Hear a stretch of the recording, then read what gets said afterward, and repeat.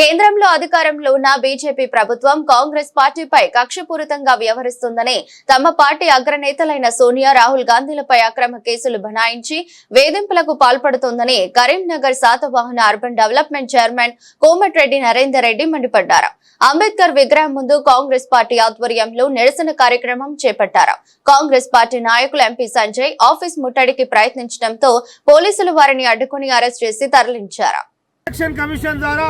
CBI ద్వారా ప్రతిపక్షాల నోరు నొక్కాలని, ప్రతిపక్ష నాయకులను భయంభ్రాంతులకు గురి చేయాలని బ్లాక్ మెయిల్ చేస్తూ ఈ కేంద్ర ప్రభుత్వం తీసుకున్నటువంటి ఈ అక్రమ నిర్ణయాలను నేడు కోర్టు ఏ విధంగా కొట్టేసిందో యావత్ భారతదేశ ప్రజలు గమనిస్తున్నారు.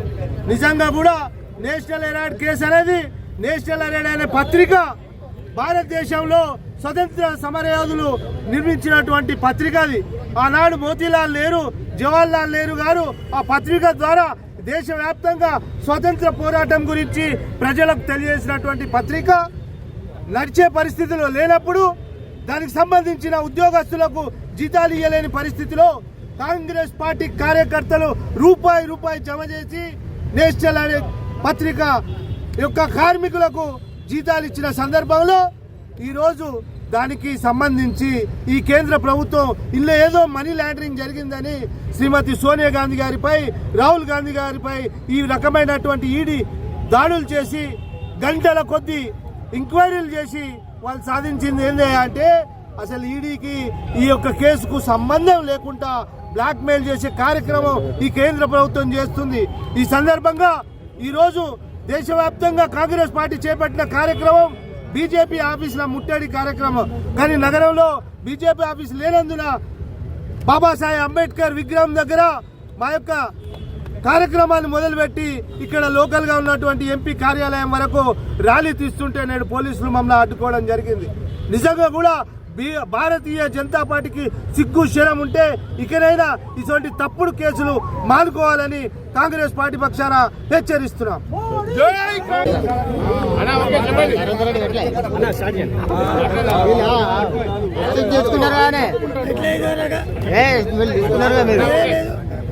నేషనల్ హెరాల్డ్ పత్రిక పేరు మీద అనవసరంగా ఈడీ కేసులు పెట్టి సోనియా గాంధీ, మా ప్రియతమ నాయకురాలు సోనియా గాంధీ గారిని, మా నాయకుడు రాహుల్ గాంధీ గారిని అనవసరంగా వేధింపులకు గురి చేసి గంటలకు గంటలు మరి ఈడీ ద్వారా మరి ఆనాడు ఇబ్బందులు పెట్టినటువంటి భారతీయ జనతా పార్టీ ఈనాడు ఢిల్లీ కోర్టు దాంట్లో ఎటువంటి మరి ఆరోపణలు, ఎటువంటి ఇబ్బందులు లేవు అని చెప్పి స్పష్టంగా కోర్టు తీర్పిచ్చింది.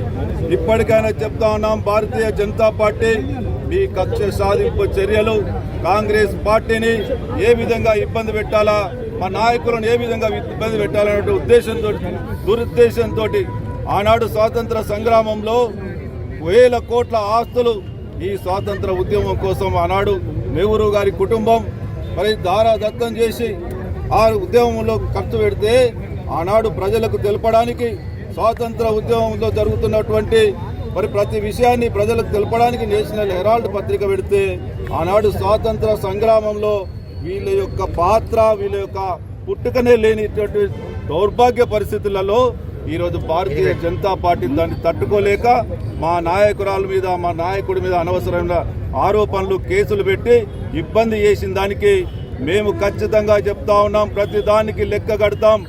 ఏ విధంగా అయితే మమ్మల్ని మా నాయకులను ఇబ్బంది పెట్టిందో తప్పకుండా రాబోయే రోజుల్లో భారతీయ జనతా పార్టీకి తగిన గుణపాఠం చెప్తాం. ఇప్పటికైనా ప్రజల ముందు మరి మోడీ క్షమాపణ చెప్పాలని చెప్పి డిమాండ్ చేస్తా ఉన్నాం.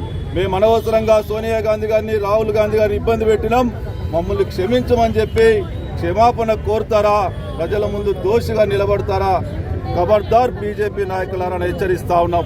ఇప్పటికైనా ఈ కక్ష సాధింపులు బంద్ చేసి ఈ దేశానికి ఏం చేసినామనేది ఒక్కసారి ఆత్మ పరిశీలన చేసుకోమని చెప్పి డిమాండ్ చేస్తూ మేము ఈరోజు మరి మా ఆల్ ఇండియా కాంగ్రెస్ పార్టీ ఇచ్చిన పిలుపు మేరకు మా ఇక్కడ ఉన్నటువంటి కార్పొరేషన్ అధ్యక్షుని ఆధ్వర్యంలో మేము ముట్టడి కార్యక్రమం చేపడితే ఇలా భారతీయ జనతా పార్టీకి సంబంధించినటువంటి స్థానిక కేంద్ర సహాయ మంత్రి మమ్మల్ని అడ్డుకోవడానికి ప్రయత్నాలు చేస్తూ ఉన్నాడు. మీరు ఇక్కడ అడ్డుకున్నంత మాత్రాన మా ఉద్యమం ఆగదు. ప్రజలకు ఖచ్చితంగా మరి వీరు చేసినటువంటి కుట్రలు